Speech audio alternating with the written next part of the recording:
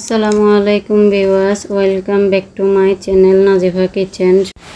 সবাই কেমন আছেন? আশা করি যে যেখানে আছেন সবাই ভালো আছেন এবং সুস্থ আছেন। আজ আমি আপনাদের জন্য নিয়ে এসেছি আমাদের সবাই অত্যন্ত পছন্দের, জিভে জল আনা একটি রেসিপি, খাস বাঙালিয়ানি স্টাইলে গরুর বুড়ি বা বটবোনা।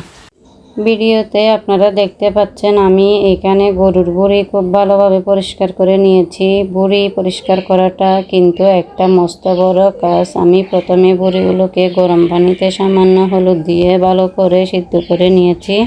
তারপর ভিতরে এবং উপরে ময়লা একদম নিখুঁতভাবে পরিষ্কার করে ছোট ছোট টুকরো করে কেটে নিয়েছি। তারপর আবারও লবণ এবং গরম পানি দিয়ে, লেবু দিয়ে, তেজপাতা দিয়ে যাতে বিন্দু পরিমাণ কোনো গন্ধ না থাকে। আপনারা যারা বুড়ি গন্ধর জন্য খেতে পারেন না, তারা যদি এভাবে হলুদ, লবণ দিয়ে, লেবু দিয়ে, তেজপাতা দিয়ে নেন, তবে কোনো বাজে গন্ধ থাকবে না।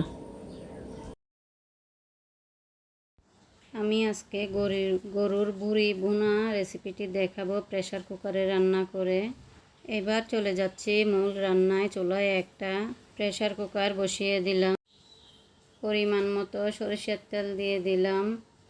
বুড়ি ভুনাতে সরিষার তেলের পরিমাণটা একটু বেশি লাগে। যে কোনো তেল, আপনি রান্নার তেল ইউজ করতে পারেন বা সরিষার তেল ইউজ করতে পারেন।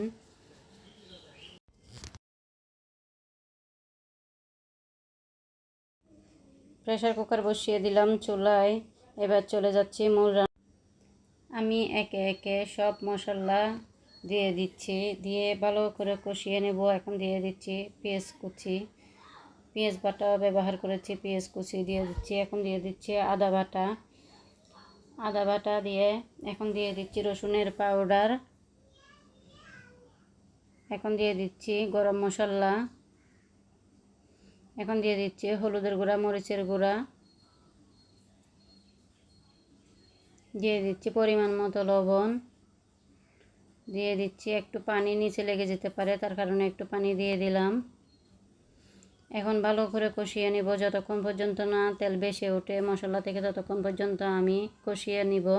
এখন দিয়ে দিচ্ছি একটু মাংসের মশলা, শেষ পর্যায়ে দিয়ে দিলাম মাংসের মশলাটা। তো আমি এখন ভালো করে কষিয়ে নিব যতক্ষণ পর্যন্ত না গ্রেভি থেকে তেলটা ভেসে উঠছে, ততক্ষণ পর্যন্ত আমি কষিয়ে নিব। আমার কষানো শেষ হয়ে গেলে আমি তখন কেটে রাখা মশলার উপর যখন তেল ভেসে উঠবে, ঠিক তখন আমার কেটে রাখা বুড়িগুলো মশলার মধ্যে ছেড়ে দিব। এবার মশলার সাথে বুড়িগুলোকে খুব ভালো করে উল্টে পাল্টে মিশিয়ে নিতে হবে।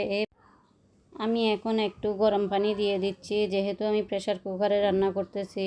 তো পানির পরিমাণটা দেখতেছেন আপনারা আমি কতটুকু দিয়েছি। আমি জাস্ট 10টি হতে 12টি সিটি দিয়ে নিব। তো সিটির পরে দেখুন যে পানিটা দিয়ে আমি 2টি আলু কিউব করে কেটে রেখেছি বুড়িতে ব্যবহার করার জন্য। তো এখন আমি আলুগুলো দিয়ে দিচ্ছি। আলুগুলো দিয়ে আমি আরও 2টি সিটি দিয়ে দিব। তো আমি এখন কোনো পানি ব্যবহার করব না। দেখুন আলুগুলো দেওয়ার পরে আরও 2টি সিটি দেওয়ার পরে আপনাদেরকে ফাইনাল লুক দেখাচ্ছি যে কেমন হয়েছে আমার বুড়ি রেসিপিটি। আমি সবসময় রান্না করার সময় একটু আলু ইউজ করি, যেহেতু বুড়ি বোনাতে আলু দিলে কিন্তু ভালোই লাগে খেতে। তো আমি আর 2টি সিটি দেওয়ার পরে দেখুন কেমন হয়েছে। আমি আবার লাস্ট পর্যায়ে এসে একটু সস দিয়ে দিয়েছি স্বাদের জন্য। তো এখন আমি আপনাদেরকে দেখাচ্ছি ফ্রাই প্যানে নিয়ে কেমন হয়েছে আমার বুড়ি ভুনাটি। দেখুন এখানে একটু পানি আছে, ঝোল আছে, এটা কিন্তু টেনে ফেলবো আমি চুলাতে রান্না করে। তো আমি এভাবে সবসময় বুড়ি ভুনা রান্না করে থাকি। আপনারা কিভাবে রান্না করেন আমাকে অবশ্যই। আশা করি আমার আজকের এই সহজ রেসিপিটি আপনাদের খুব ভালো লেগেছে। যদি ভিডিওটি ভালো লেগে থাকে তবে অবশ্যই একটা লাইক দেবেন, কমেন্ট করে জানাবেন আপনাদের কেমন লাগলো। আর বন্ধুদের সাথে শেয়ার করতে ভুলবেন না। যারা এখনও আমার চ্যানেলটি সাবস্ক্রাইব করেননি, প্লিজ সাবস্ক্রাইব করে পাশে থাকবেন। আজ এই পর্যন্ত, আবারও দেখা হবে নতুন কোনো মুখরোচক রেসিপি নিয়ে। এখন সার্ভ করে দেখাচ্ছি বুড়ি ভুনাটা কেমন হয়েছে। তো দেখুন কত লোভনীয় লাগতেছে দেখতে কিন্তু। সবাই ভালো থাকবেন, আমার জন্য দোয়া করবেন বেশি বেশি। আল্লাহ হাফেজ, আসসালামু আলাইকুম, বাই।再睡5分钟就好，拜托闹钟别